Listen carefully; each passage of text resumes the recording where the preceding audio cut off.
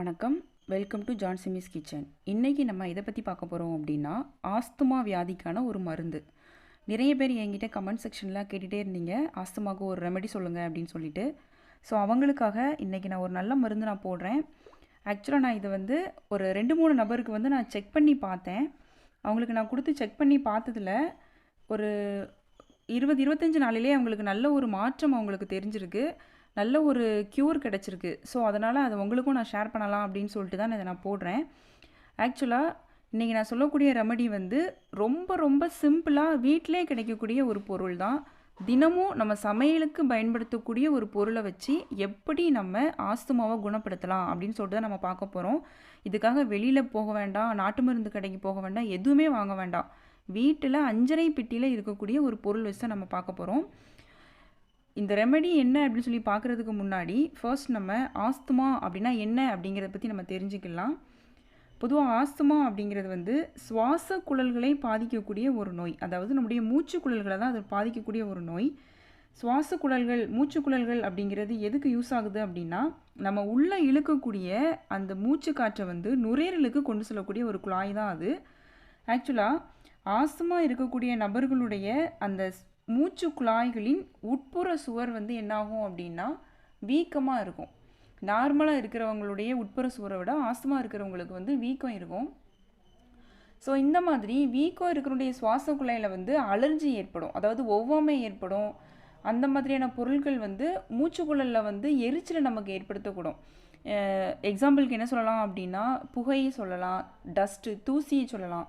இந்த மாதிரியான பொருட்கள் வந்து நம்மளுடைய மூச்சு குழாய்களுக்குள்ளே செல்லும்போது அது என்ன ஆகும் அப்படின்னா, இந்த மாதிரி பொருட்களுக்கு வந்து எதிராக வந்து செயல்படும். ஸோ இந்த மாதிரி இந்த சுவாச குழாய்கள் அந்த தூசு, புகை அந்த மாதிரி பொருட்களுக்கு எதிராக செயல்படும் போது என்னாகும் அப்படின்னா, நம்மளுடைய சுவாச குழாய்களுடைய உட்புற சுற்றளவு வந்து அளவு வந்து குறைவாக இருக்கும். சாதாரணமாக இருக்கிற அளவுகளை விட கம்மியாக இருக்கிறதுனால என்னாகும் அப்படின்னா, நம்மளுடைய மூச்சு காற்று, நம்ம சுவாசிக்கக்கூடிய அந்த மூச்சு காற்று வந்து நுரையீரல் வழியாக உள்ளே செல்லும்போது நமக்கு பிரச்சனை வரும். அதிகமாக நம்மளால் ஃப்ரீயாக வந்து மூச்சு விட முடியாது. ஸோ அந்த மாதிரி சுருக்கம் ஏற்படுறதுனால சவுண்டு வரும். சிலர் ஆஸ்துமா இருக்கிறவங்களுக்கு அது தெரியும். அந்த மாதிரி மூச்சு விடும்போது அவங்களுக்கு சவுண்டு வரும். அது மட்டும் இல்லை, மூச்சு விடுறதுல வந்துங்கிறது அவங்களுக்கு ரொம்ப சிரமம் ஏற்படும். அதிகமான சிரமம் அவங்களுக்கு ஏற்படும். இதனால் என்னாகும் அப்படின்னா, அவங்களுக்கு வந்து மூச்சு விடுறதுல சிரமம் ஏற்படுது. மார்பு பகுதியில் வந்து ஒரு இறுக்கமான ஒரு சூழ்நிலை ஏற்படும். இருமல் இருக்கும், சளி தொந்தரவு இருக்கும்.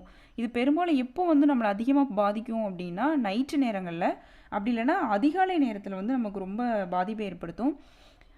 எந்த விதத்திலும் ஆஸ்துமா நோயை வந்து ஆரம்ப நிலையிலே கண்டறிந்து அதை வந்து சரி பண்ணுறது ரொம்ப ரொம்ப நல்லது. ஆரம்ப நிலையிலே நம்ம கண்டறிஞ்சு சரி பண்ணிட்டோம் அப்படின்னா 100% அதை வந்து நம்மளால் குணப்படுத்த முடியும்.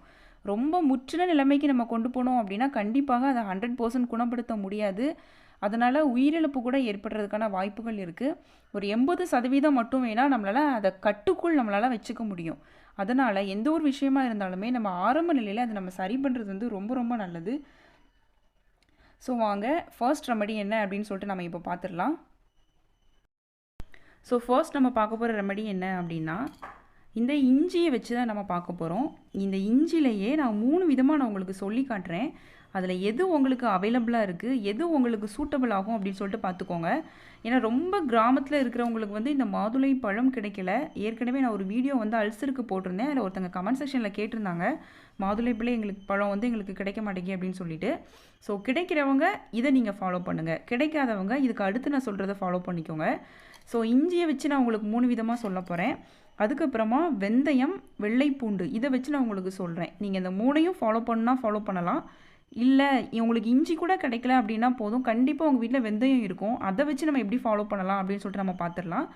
ஃபர்ஸ்ட் இந்த இஞ்சி வந்து நமக்கு எதுக்கு யூஸ் ஆகுது அப்படின்னு சொல்லி பார்த்தோம் அப்படின்னா, ஆஸ்துமா நோய்களுக்கு வந்து சிகிச்சை அளிக்கிறதுக்காக இந்த இஞ்சியை வந்து அதிகமாக பயன்படுத்துகிறாங்க. இது வந்து அந்த மூச்சுக்குழாய் பாதையில் ஏற்படக்கூடிய தொற்று, அதாவது இன்ஃபெக்ஷன், அலர்ஜி அந்த மாதிரி உள்ள பிரச்சனையை சரி பண்ணுறதுக்கு வந்து இது ரொம்ப யூஸ் ஆகுது. இப்போ என்ன பண்ணிக்கலாம் அப்படின்னா, இந்த இஞ்சியை வந்து நீங்கள் எடுத்துக்கோங்க. ஒரு 25 கிராம் இஞ்சி நீங்கள் எடுத்துக்கோங்க. தோல் நீக்கிட்டு சின்ன சின்னதாக கட் பண்ணி மிக்சியில் போட்டு அரைச்சி நல்லா ஜூஸ் பண்ணி எடுத்துக்கோங்க. ஜூஸை வந்து நம்ம உடனே குடிக்கக்கூடாது, அதை கொஞ்ச நேரம் நம்ம படிய வைக்கணும். ஏன்னா அடிப்புறத்தில் வெண்மை மாதிரி படலம் படியும். ஸோ அதை நம்ம குடிக்கக்கூடாது. மேல்புறம் இருக்கிற அந்த ஜூஸை மட்டும் நம்ம எடுத்துக்கலாம். அதுக்கப்புறமா தேன் எடுத்துக்குவோம், மாதுளை பழம் எடுத்துக்கலாம். இந்த மாதுளை பழத்தில் உள்ள முத்துக்களை நம்ம தனியாக எடுத்து ஜூஸ் பண்ணி அதையும் நம்ம எடுத்து வச்சுக்கலாம். வாங்க இந்த மூணையும் வச்சு நம்ம இப்போ எப்படி செய்யலாம்னு சொல்லிட்டு பார்க்கலாம். ஸோ இப்போ ரெண்டுமே நம்ம ஜூஸ் பண்ணி எடுத்தாச்சு. இது வந்து மிக்சியில் பிழியணும் அப்படிங்கிறது கூட இல்லை, நம்ம கைகளாலே பிழிஞ்சு அந்த ஜூஸ் நம்ம எடுத்துடலாம். நான் இது அப்படி தான் எடுத்து வச்சுருக்கேன். ஸோ இது கூட நம்ம அரைச்சி ரொம்ப நேரமாக வெயிட் பண்ணி அதுக்கப்புறம் ஒரு 2 மணி நேரம் கழித்து தான் நம்ம இந்த இஞ்சி ஜூஸ் எடுக்கணும். ஸோ அதை இது கூட நம்ம சேர்த்துக்கலாம். ரெண்டுமே கரெக்டான அளவு சரிசமமாக நம்ம எடுத்துக்கணும்.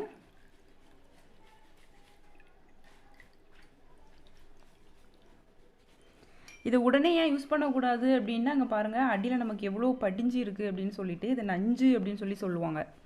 அதனால் நம்ம இதை வந்து உடனே யூஸ் பண்ணக்கூடாது. அதே மாதிரி தோல் நீக்கிட்டு தான் நம்ம இதை அரைக்கணும். இந்த மாதிரி நமக்கு அடியில் படிஞ்சிரும். இது தெரியாதவங்களுக்காக சொல்கிறேன். ஸோ இது கூட நம்ம இப்போ என்ன பண்ணலாம் அப்படின்னா, தேவையான அளவுக்கு தேன் சேர்த்துக்கலாம். நம்ம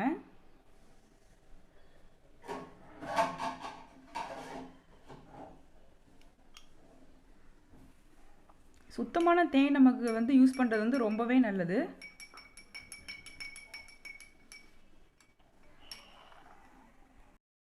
ஸோ இப்போ இந்த ஜூஸ் வந்து ரெடி ஆயிருச்சு. இதை எப்போல்லாம் குடிக்கணும் அப்படின்னு சொல்லிடுறேன். தினமும் நீங்கள் 3 வேளைகள் எடுத்துக்கோங்க. உணவுக்கு முன் எடுத்துக்கலாம், அப்படின்னா உணவுக்கு பின் எடுத்துக்கலாம். எவ்வளவு எடுக்கணும் அப்படின்னா 2 டேபிள் ஸ்பூன் அளவுக்கு நீங்கள் எடுத்துக்கோங்க. 2 டேபிள் ஸ்பூன் அப்படின்னா உங்களுக்கு 30 மில்லி வரும். 1 டேபிள் ஸ்பூன் உங்களுக்கு 15 மில்லி. ஸோ அதனால் நீங்கள் 2 டேபிள் ஸ்பூன் எடுத்துக்கோங்க. தினமும் 3 வேளைகள் நீங்கள் எடுத்துக்கோங்க. கண்டிப்பாக உங்களுக்கு நல்ல ஒரு மாற்றம் தெரியும். 7 நாளையிலேயே உங்களுக்கு ஒரு நல்ல மாற்றத்தை உங்களால் உணர முடியும். ஸோ இது எதனால் வருது அப்படின்னு சொல்லிட்டு நம்ம அடுத்து பார்த்துடலாம். இந்த ஆஸ்துமா எப்படிலாம் வருது அப்படின்னு சொல்லிட்டு பார்த்தோம் அப்படின்னா, சிலருக்கு வந்து உடற்பயிற்சி செய்யும்போது இந்த மாதிரி ஆஸ்துமா அவங்களுக்கு வரும். சுற்றுப்புற சூழலில் இருக்கக்கூடிய அந்த புகை மாசு அதன் காரணமாகவும் சிலருக்கு வந்து ஆஸ்துமா வரும். இன்னும் என்ன அப்படின்னு சொல்லி பார்த்தோம் அப்படின்னா, அலர்ஜி ஏற்படுத்தக்கூடிய பொருட்கள், அதாவது ஏதாவது வீட்டில் இருக்கக்கூடிய நாய்க்குட்டி அப்படி இல்லைன்னா பூனை அந்த மாதிரி நம்ம தொட்டு விளையாடும்போது அதில் இருக்கக்கூடிய அந்த முடியில் உள்ள இறகு, அதில் உள்ள பொடுகு, அது மூலமாக சிலருக்கு வந்து ஆஸ்துமா வரும். சிலருக்கு வந்து கரப்பாம்பூச்சி மூலமாக வரும். அப்படி இல்லை சிலர் என்ன வீடுகளில் வந்து பெயிண்ட் அடிப்பாங்க, அப்புறம் அந்த டிஸ்டம்பர் அதெல்லாம் போடுவாங்க. ஸோ அந்த டைமிங்கில் வந்து அந்த ஸ்மெல் அவங்களுக்கு ஒத்துக்காமல் வந்து அவங்களுக்கு ஆஸ்துமா வரும். அப்புறம் என்ன அப்படின்னா, சிகரெட்டில் உள்ள புகை அதை ஸ்மெல் பண்ணாங்க அப்படின்னாலும் அவங்களுக்கு வரும். சிலருக்கு என்னாகும் அப்படின்னா, பெர்ஃப்யூம் வந்து அதிகமாக போடுவாங்க. அடுத்தவங்க போட்டாங்க அப்படின்னா கூட இவங்களுக்கு வந்து அது ஒத்துக்கிடாது.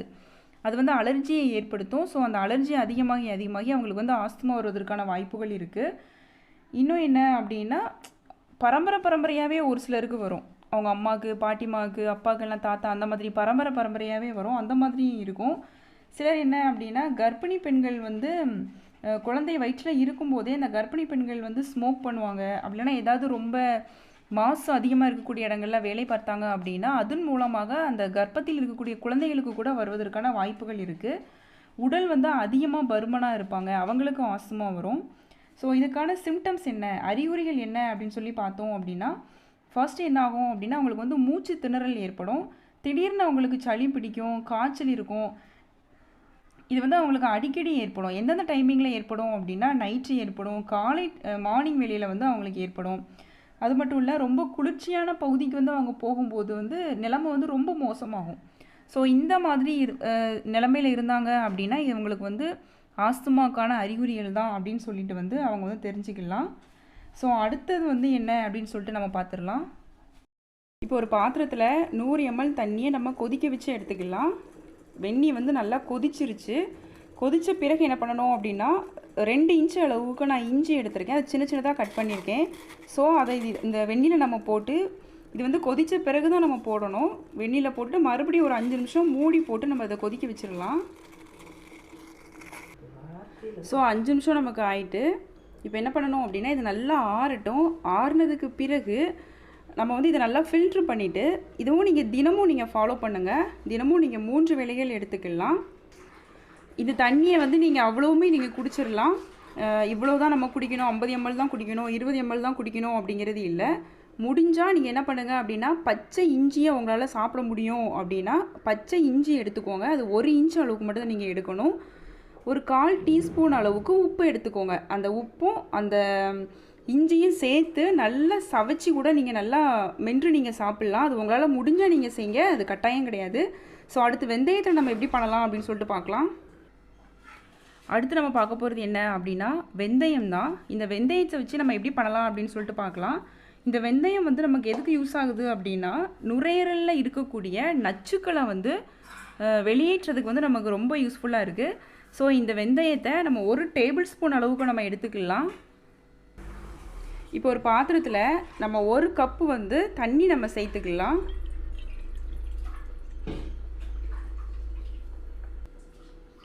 ஒரு கப் தண்ணிக்கு 1 டேபிள் ஸ்பூன் நம்ம வெந்தயம் எடுத்துக்கலாம். இதை நல்லா இப்போ கொதிக்க வச்சுக்கிடுவோம். தண்ணி நல்லா கொதிக்க ஆரம்பிச்சிருச்சு. நம்ம 1 கப் தண்ணி எடுத்துருப்போம், அது வந்து அரை கப்பாக நமக்கு ஆகிற வரைக்கும் இதை நல்லா கொதிக்க வச்சு வேக வச்சு எடுத்துக்கலாம் அந்த வெந்தயத்தை.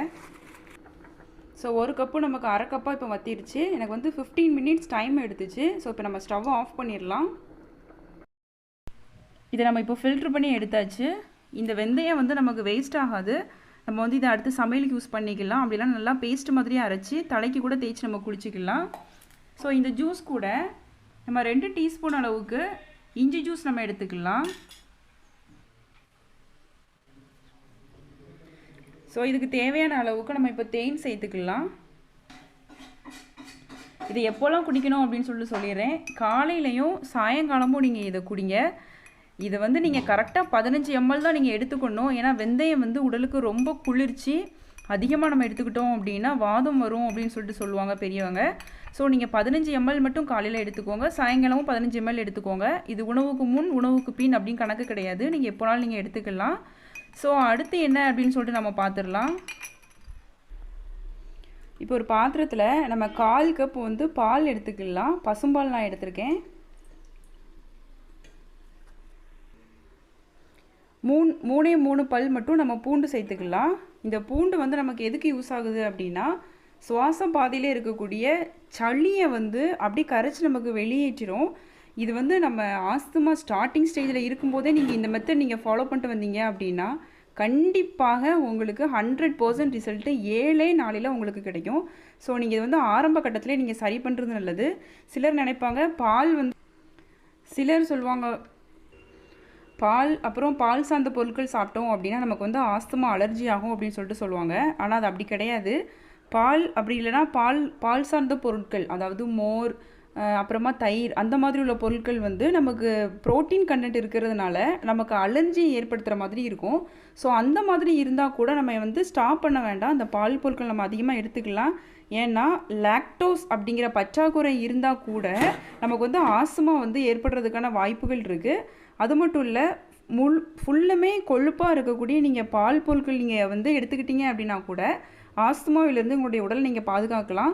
ஸோ அந்த மாதிரி நீங்கள் பால் பொருட்கள் எடுக்கிறது வந்து ஃபுல் கொழுப்புள்ள பால் பொருட்கள் வந்து எப்போவாது, அதாவது வாரத்தில் 1 நாள் மட்டும் நீங்கள் எடுத்துக்கோங்க. ஸோ இப்போ இதை நல்லா நம்ம வேக வச்சு எடுத்துக்கலாம். இந்த பூண்டு பற்களை அந்த பால் நமக்கு கொதிக்க ஆரம்பிச்சிருச்சு. அந்த பூண்டு வந்து நல்லா பாலில் நல்லா வேகணும், நமக்கு நல்லா மசீரக்கூடிய அளவுக்கு வேகணும். ஸோ கொஞ்சம் டைம் எடுக்கும். ஸோ இப்போ நம்ம பாலில் வேக வைத்த பூண்டு வந்து நமக்கு சூப்பராகவே ரெடி ஆயிடுச்சு. இது நீங்கள் எப்போல்லாம் சாப்பிட்ணும் அப்படின்னு சொல்லிடுறேன். தினமும் காலையிலையும் நைட்டும் நீங்கள் எடுத்துக்கோங்க. சாப்பிட்டதுக்கு பிறகும் எடுத்துக்கலாம், சாப்பிட்றதுக்கு முன்னாடி கூட நீங்கள் எடுத்துக்கலாம். ஸோ இந்த மாதிரி நீங்கள் தொடர்ந்து ஃபாலோ பண்ணிட்டு வாங்க. கண்டிப்பாக உங்களுக்கு நல்ல ஒரு ரிசல்ட் கிடைக்கும். இன்னும் இது வந்து முதல் பகுதி தான் நான் உங்களுக்கு போட்டிருக்கேன். இன்னும் அடுத்த ஒரு வீடியோவை நான் போடுறேன். அதில் ஓமம் வச்சு எப்படி நம்ம பண்ணலாம், அதுவும் வீட்டில் இருக்கக்கூடிய பொருட்கள் தான். கடுகு எண்ணெய், சின்ன வெங்காயம், அதெல்லாம் வச்சு நம்ம எப்படி இந்த ஆஸ்துமாவை சரி பண்ணலாம் அப்படின்னு சொல்லிட்டு நம்ம பார்க்கலாம். வீடியோ கொஞ்சம் பெருசாக போகிறதுனால நிறைய பேர் அன்பான வேண்டுகோள் வச்சுருந்தாங்க, சீக்கிரமே நீங்கள் வீடியோ முடிக்கிற மாதிரி போடுங்க அப்படின்னு சொல்லிட்டு. ஸோ அவங்களுடைய அன்பான வேண்டுகோளுக்காக நான் அந்த வீடியோ சீக்கிரமே முடிக்கிறேன். அடுத்த வீடியோவில் நான் கண்டிப்பாக 2ஆம் பகுதி நான் உங்களுக்கு போடுறேன். அதுவும் உங்களுக்கு ரொம்ப ரொம்ப யூஸ்ஃபுல்லாக இருக்கும். ஸோ இதே மாதிரி நீங்கள் ட்ரை பண்ணி பாருங்கள். உங்களுக்கு என்னோட இந்த வீடியோ பிடிச்சிருந்துச்சு அப்படின்னா மறக்காமல் லைக் பண்ணுங்கள். உங்கள் ஃப்ரெண்ட்ஸ் எல்லாத்துக்கும் கண்டிப்பாக நீங்கள் ஷேர் பண்ணுங்கள். புதுசாக பார்க்குறவங்களா இருந்தால் சப்ஸ்கிரைப் பண்ணிக்கோங்க. பக்கத்தில் இருக்கிற பெல் சிம்லையும் கிளிக் பண்ணிக்கோங்க. நான் அடுத்த வீடியோ வந்து வேர்க்கூறுக்காக நான் உங்களுக்கு வீடியோ போடுறேன். ஏன்னா இப்போ இருக்கிற அந்த கோடை காலத்தில் வேர்க்கூறு வந்து ரொம்ப நம்மளை பாடாப்படுத்துது. ஸோ அதுக்காக ஒரு சூப்பர் ரெமடியோடு உங்களை மீட் பண்ணுறேன். தேங்க்யூ.